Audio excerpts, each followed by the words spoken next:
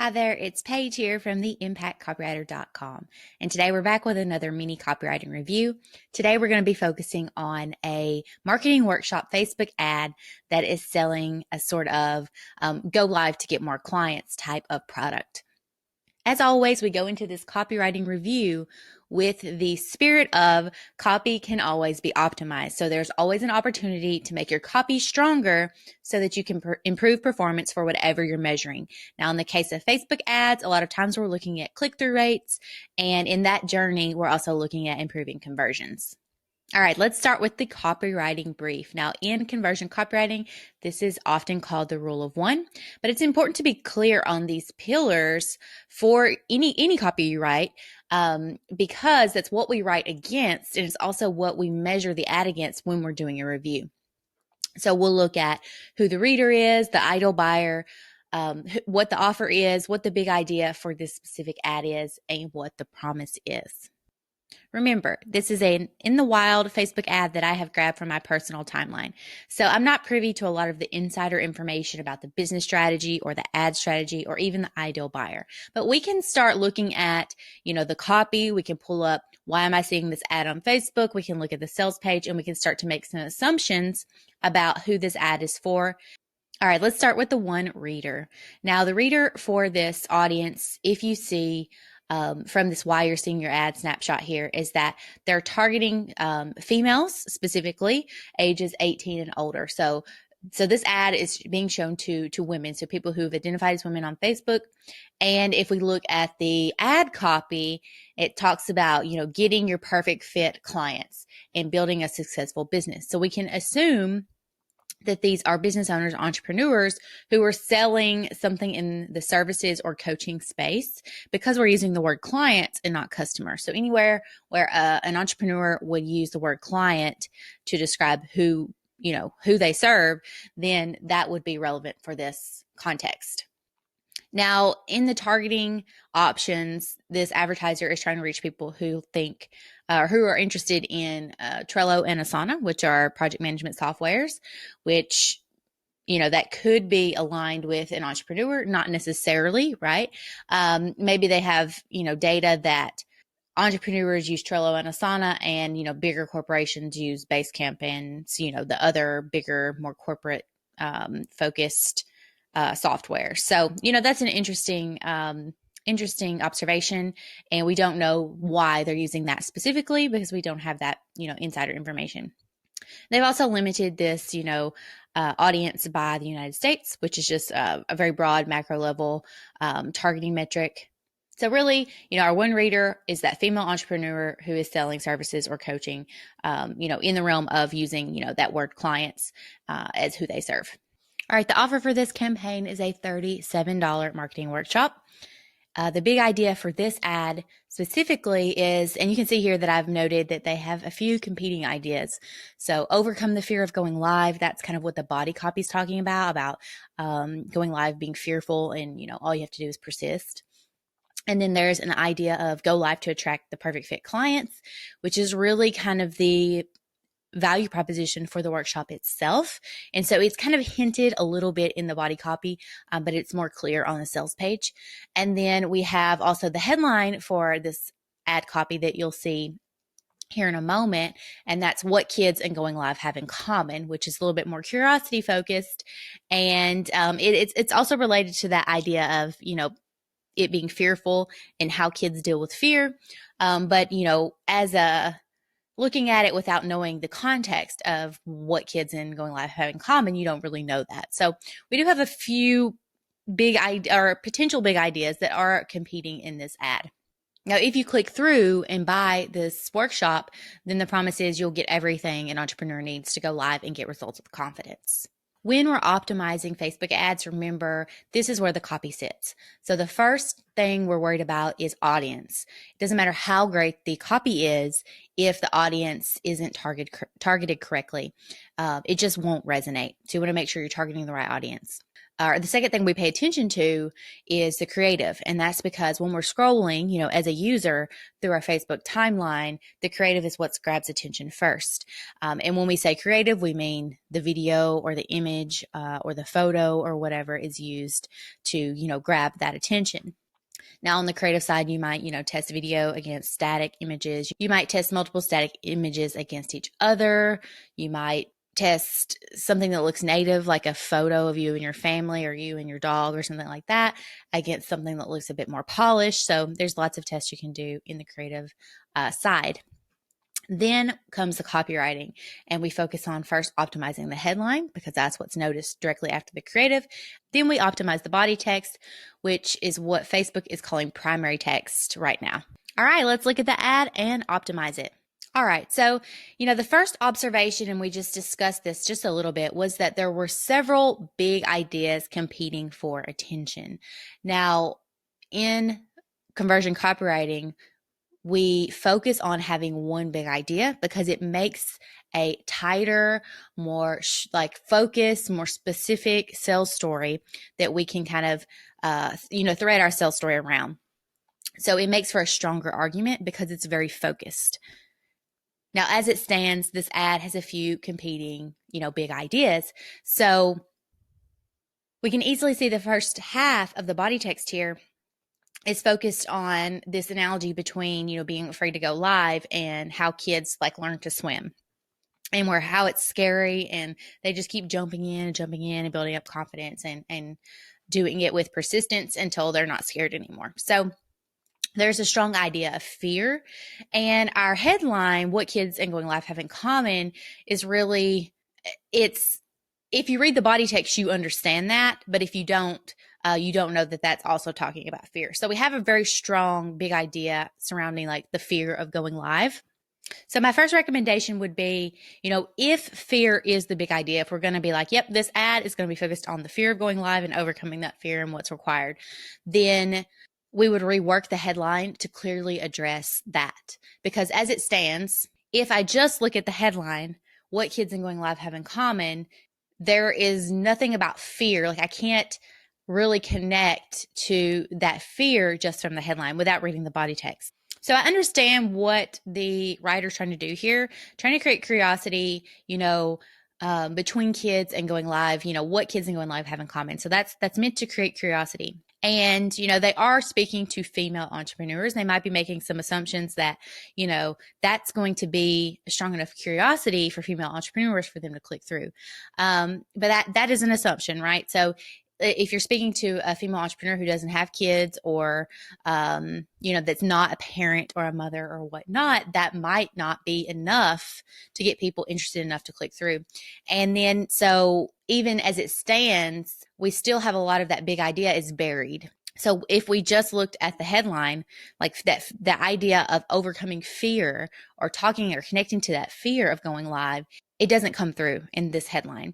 So if we rework the headline to clearly, address that big idea of fear, the fear of going live, we might write something like this: how to overcome your fear of going live to get new clients. Now, this is very clear. We're talking about overcoming fear. So if we know that that is a major message, based on our voice of customer research, that people are afraid to go live, and that's the only thing holding them back, then we can, then we know that they want to overcome that fear of going live to get new clients. Now, this also creates curiosity. It's a bit more outcome focused, the how-to headline. But it also creates curiosity because we've presented that there is this solution for overcoming your fear, but we haven't actually told them what it is or how to do it. So there is still some curiosity here. It's just communicated more clearly. And it's more closely aligned to the idea of the fear of going live and moving beyond that. The second observation I had is also coming from this competing big ideas. And so I started to think, of course, we don't know what other ads they're running in this set. We don't know what ads are tested against each other, but we're just going to assume this is the only ad out there, and, that this is all we can judge it by. So the second observation I had was, is fear really the best entry point for this audience? So you can tell that they're not retargeting me. So this is for a cold audience, right? Because they're not, using a list, and they're not doing even a lookalike audience or anything like that. They're targeting me because I'm a female of a certain age, because I live in the United States, and because I like Trello and Asana. So that is, that's cold targeting metrics. The ad copy, as it stands, talking about fear and focusing on fear, and just, barely mentioning, going live to get clients. It seems as if we're assuming that the person reading the ad already understands and accepts, that they can go live and get clients, and that fear is the only thing holding them back because they're afraid to go live. Now, I would question that, right? Is that what customers or ideal buyers, is that what they think? Is that what's really going on in their head? Do they already understand that they can go live and get clients? Do they already accept that? Do they understand that solution? The only thing that's holding them back is, that fear and not having the confidence. So that is something I would strongly question, because we're assuming that they're further along in that kind of thought hierarchy, that message hierarchy, that they're more, towards the more advanced end of solution awareness. And I would question if that was true. So my recommendation would be, first, to validate that stage of awareness of the ideal buyer. You can do that doing, voice of customer research techniques like online conversation mining. You can run surveys to your list of people who haven't bought. You can also do conversations with people in real life who fit what you think the ideal buyer profile is. And so those are some ways that you can start to understand the thoughts and beliefs that your ideal buyer has. And so then you can start to, have proof of whether or not people understand that they can go live and get clients. Or you might validate that, people understand that they can go live and get clients. The only problem is, the problem in this context is they're just afraid to do it, and they don't have the confidence to do it. So I would recommend validating that, so that we know where the right entry point is for the ads, for the funnel, and the messaging. If that stage of awareness is misaligned, which I would suspect it is, just knowing people in this category, then I would recommend to create a new ad that's aligned more with the buyer's journey. So let's just assume that it is misaligned, because we don't know without doing the research. So we might write a headline that is more focused on the solution, which is going live to attract perfect clients, and not getting to the fear point yet, because that's not relevant yet. So we might write something like, entrepreneurs, go live to attract your perfect clients. Here's how. And so we've mentioned entrepreneurs specifically, and so that they know when they're scrolling through, oh, this is for me. So people who identify with that title of entrepreneur are going to stop and pay attention. So go live to attract clients. And that is, talking about a little bit about our solution. So go live to attract your perfect clients. And that's also aligned with our value proposition for the product that they're selling on the back end. And we know that by looking at the sales page. So there's a strong alignment between, what they're going to be reading on the sales page, what we're trying to prove on the sales page, and where they're entering from, on the ad side. And then here's how, and that is creating that curiosity by promising to show them, the solution or how to get there. Now, one thing in the last example that I wish I could incorporate, but it seemed to be getting a little too long, as you can see, was the confidently, because that is likely, if you do the voice of customer research, that is likely an emotional word that will pop up. Fear, and the opposite of fear is confidence, right? So then we could reword that, and we have to make some trade-offs, right, for length so that it all shows. But confidently attract more perfect fit clients with live video. Here's how. So that we've just reworked this to use confidently.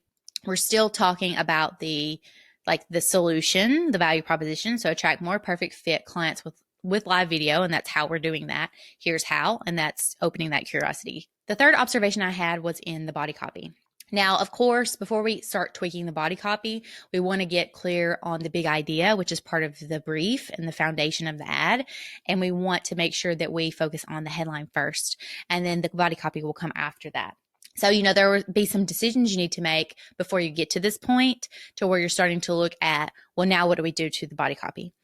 But the observation I had just by going through, the ad as it stands, was the first half, the entry point of, hooking the reader, if they've stopped, if they've seen the creative, they've paid attention to the headline, and they decide to read more, that entry point is still a story about kids. Now, that might be relevant for some female entrepreneurs, and it's not going to be relevant for some female entrepreneurs. So, you have the risk of losing people who, like, the kid story doesn't pull you in. So I understand that the story is meant to be more of a storytelling way to talk about fear. So what I would recommend is to, at the beginning of the ad, because it's only going to show like the first 3 lines, 2 to 3 lines, and then it's going to truncate and you're going to have to click to like see more.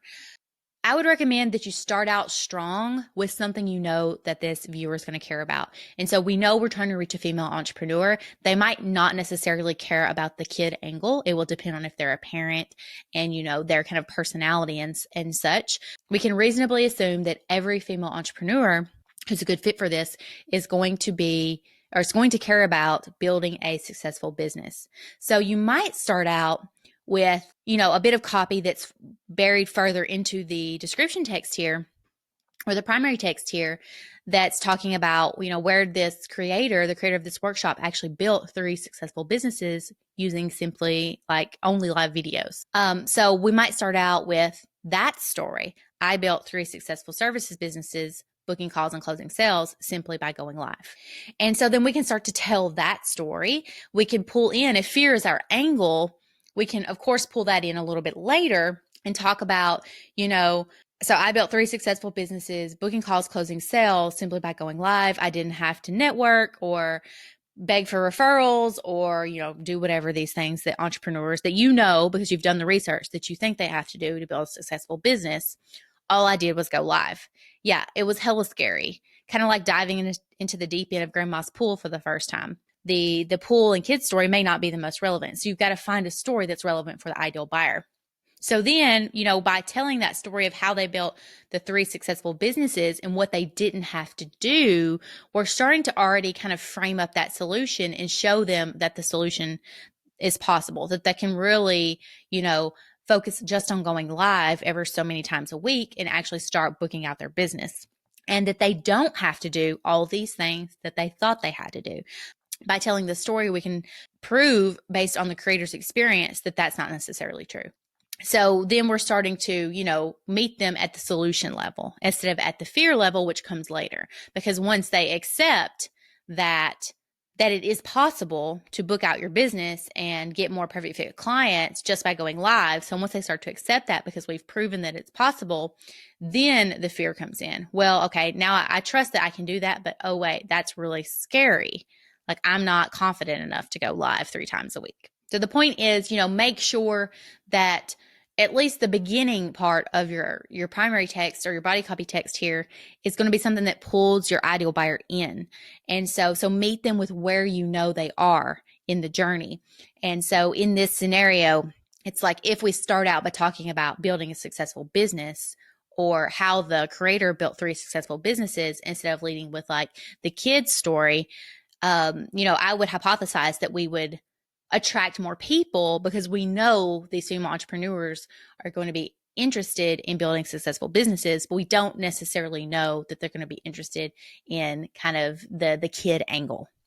So as a general rule, make sure all your copy is relevant for your ideal buyer and make sure you're doing that research so you know what is relevant for your ideal buyer. All right, that brings us to the end of this mini copywriting review. I hope you grabbed at least one insight that you can use to go out and write stronger Facebook ads for your business. Happy optimizing!